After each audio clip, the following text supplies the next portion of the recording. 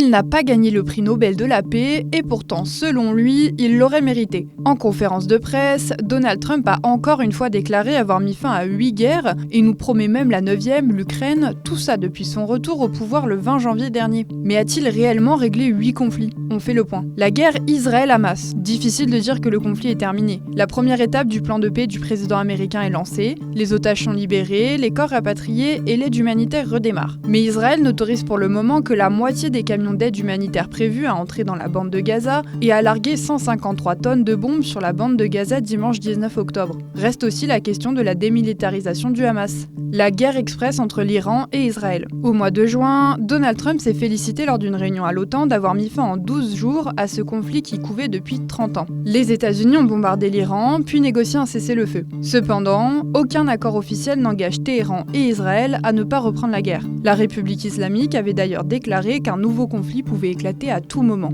L'Inde et le Pakistan. Les deux pays se disputent la souveraineté du Cachemire. Le 10 mai 2025, Donald Trump a annoncé avoir obtenu un cessez-le-feu total et immédiat. Mais des sources gouvernementales indiennes affirment que les deux pays ont négocié directement le cessez-le-feu sans médiation américaine. La République démocratique du Congo et le Rwanda. Les deux pays sont engagés dans un processus de tentative de paix laborieux. Au mois de juin, un accord prévoyant un cessez-le-feu a été signé à Washington. Les combats ont cependant repris au cours de l'été. La Thaïlande et le Cambodge. Le président américain a obtenu un cessez-le-feu fin juillet en menaçant de priver les pays d'accords commerciaux. Des tensions se poursuivent pourtant toujours à la frontière. Les militaires tentent de grappiller le moindre mètre de territoire pour récupérer les temples hindous. En ce qui concerne l'Arménie et l'Azerbaïdjan, Donald Trump a annoncé que les deux pays avaient trouvé un accord et s'étaient engagés à être amis pour longtemps. Cependant, l'accord n'a pas été ratifié, n'offrant aucune garantie que les affrontements ne reprennent pas. Entre l'Égypte et l'Éthiopie, pas de guerre et pourtant, Donald Trump l'a résolu. Selon la Maison-Blanche, le conflit portait sur le grand barrage de la Renaissance, un chantier lancé en 2011 par l'Éthiopie qui crée des tensions avec l'Égypte. Et deuxième guerre inexistante,